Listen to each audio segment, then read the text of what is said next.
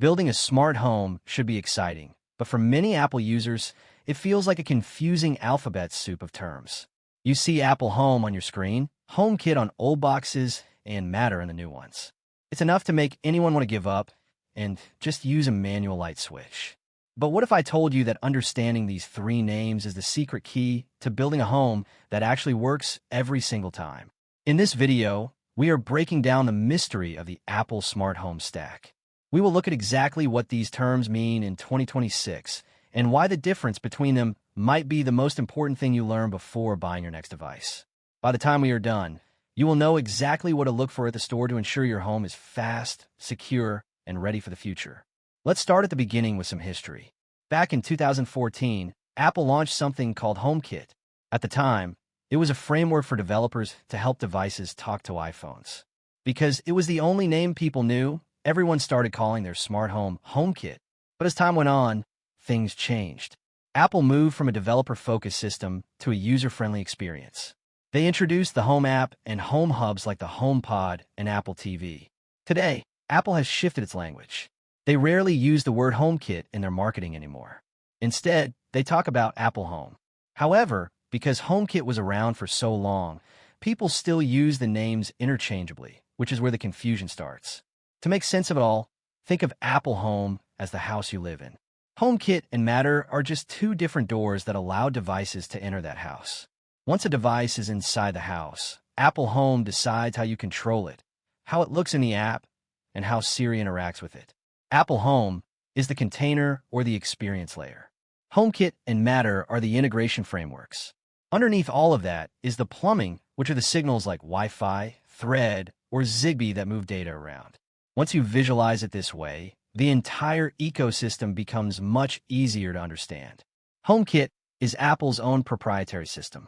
When a company makes a HomeKit device, they have to follow Apple's strict rules and pass a special certification called MFI. This is why these devices often cost a bit more.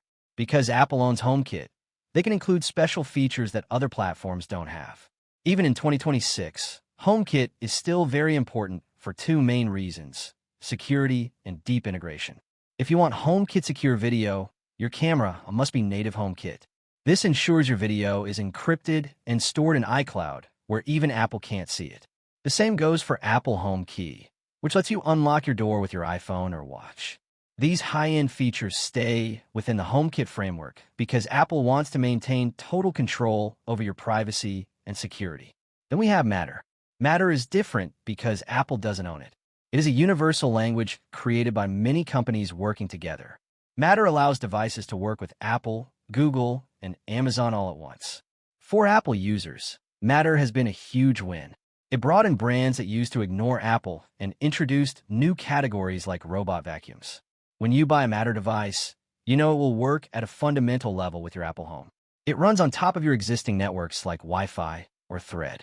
From your perspective in the app, a Matter light bulb and a HomeKit light bulb look and act almost exactly the same. Matter makes things simpler and gives you more choices at the store. So, why does Apple support both? It is because they do different things well. Matter is about making things compatible and giving you more options for basic devices like lights and plugs. HomeKit is about those deep, unique Apple features like secure video and digital keys. They're not competing, they're working together. In a modern 2026 setup, you will likely have a mix of both. Matter provides the breadth of devices, while HomeKit provides the depth of features. Neither one is better than the other. They just serve different purposes depending on what you need that specific device to do. When you go shopping, don't get hung up on the old labels. Look for the Matter logo or the Works with Apple Home badge. If you're buying simple things like sensors or light bulbs, Matter is a fantastic choice. If you are buying a security camera, or a smart lock, and you want the best possible Apple experience, look for native HomeKit support. If you can choose between Wi-Fi and Thread, pick Thread for small devices to keep your network fast. Building a smart home doesn't have to be a headache. Once you know that Apple Home is the app you love, and HomeKit and Matter are just the ways your devices talk to it, you are ready to build the perfect setup. In my opinion, the best way to approach your smart home right now is to embrace the hybrid model. Don't feel like you have to stick to just one standard. Use Matter to save money on the basics and use HomeKit for the areas where privacy and specific Apple features matter most. This gives you the most flexible, powerful, and reliable home possible. By understanding these layers, you are no longer just a consumer. You are a smart home architect. If you like the video, subscribe, share the video, and hit the bell icon like that.